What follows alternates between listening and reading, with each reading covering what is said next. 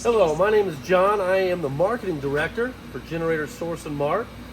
Pleased to meet you. Basically, what we wanted to walk you through today is an automatic, or this one actually is more of a manual design transfer switch.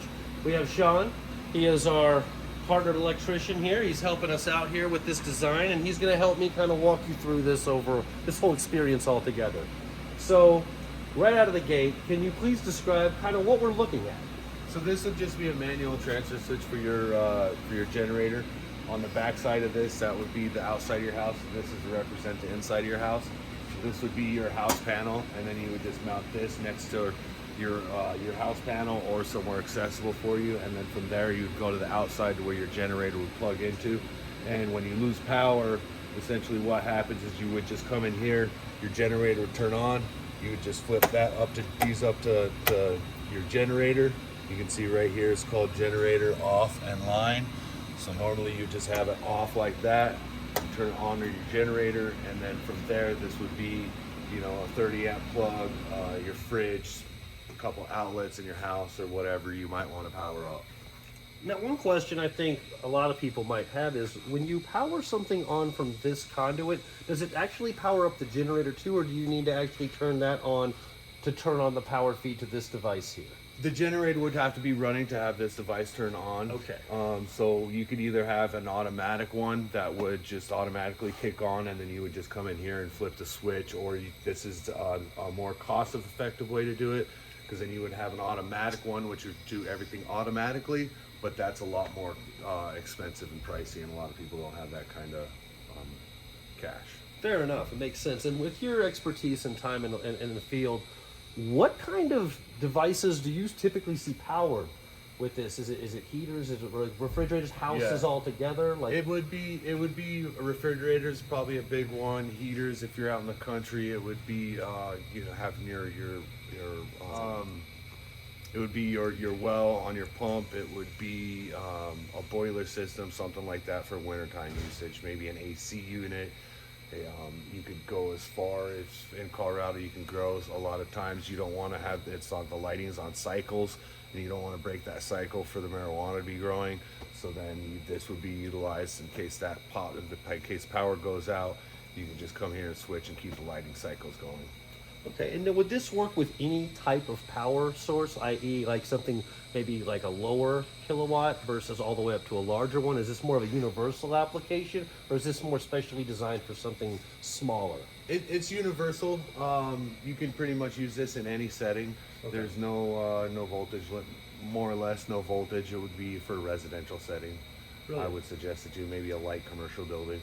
Okay, and one thing that I've been told over the years, I'm curious if you'll agree, would you suggest that this is not do-it-yourself? You would want somebody with trained electrical expertise setting up and installing this? And if so, why? I would, just because you want to make sure that grounding is number one important. You want to make sure that everything's grounded so that you don't, if it gets hit by light, and then also on top of that, you want to make sure that all the wires are fed correctly, so then if the power does go out, you're feeding what you want to get fed, how it wants to be fed, and stuff like that. Got you. And in terms of just day-to-day management, is there a lot of upkeep with this, or is it pretty much just kind of a solution that just kind of stays under the radar that you really don't have to put a lot of effort into? Once it's done, you don't ever have to touch it. You don't ever have to mess with it. It's completely self-sufficient. The only thing you have to do is just come here and flip the switch. Gotcha. And that's it. You never have to mess with it or touch it. And I think my last question would be, if you're in a situation where you have stable power over a long period of time, is there any possibility that the connections or the generator itself might not kick on, or might have trouble turning on when the power does go out? Is there some kind of routine maintenance, I guess, that people should be cognizant of if they have this set up at their home? On the generator side, that would be up to the manufacturer on how that would go with the upkeep on it. But on this portion of it, there's absolutely no upkeep with it whatsoever. Okay. This would be, right now you would have it set off, and there would be absolutely nothing here. Or you can have your main power come in on this side. So there's two different situations. So your power can come in here, your main feed would come into this, or you could rewire it and have your main power come in through here, and then this would be your line. So then when power comes on, or when power turns off, then you would flip it, or you could just have this sit off as the seat. You would always want this off, because when the generator powers up, your power is going to come in here and then go to the back panel. and then you don't want it to go out to the back out because you'll double feeding. So you only want to have, so this is a safety portion right here for the. And I guess another question I have is, with all your experience and expertise, is there a specific make and model for like a standard home unit that you think is just the best overall trustworthy solution? We do quite a bit of Generacs. Okay. That's probably the biggest name out there is Generacs. There's a couple other ones here or there, but the biggest name is Generac. Awesome. About sizing. Okay. And what about the sizing dimensions overall? You mean the size or the amperage size? How big of a generator to run a house? Oh, on average, you want at least a 200 amp. Okay. We're starting to find with all the solar and the car chargers that Denver's starting to implement that the services starting to go to 400 amp services.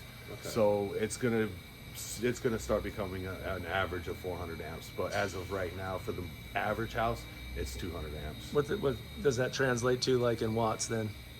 The wattage is completely different than voltage. Would it be like a 22 kW or a 40 kW to run a whole house? Or? Yeah, yep, something like that. All right. Now, another question I have just about the economy of this all is we're seeing, I think just in general in the news cycle, is a lot of power grid issues. Like there was one recently in North Carolina because vandals had gone and damaged the power grid. The issues in California when there was the heat. We have problems in Texas. We see this in our industry quite a lot. Are you seeing more of a heavier demand? Are you seeing the business grow with these types of incidents happening across our country?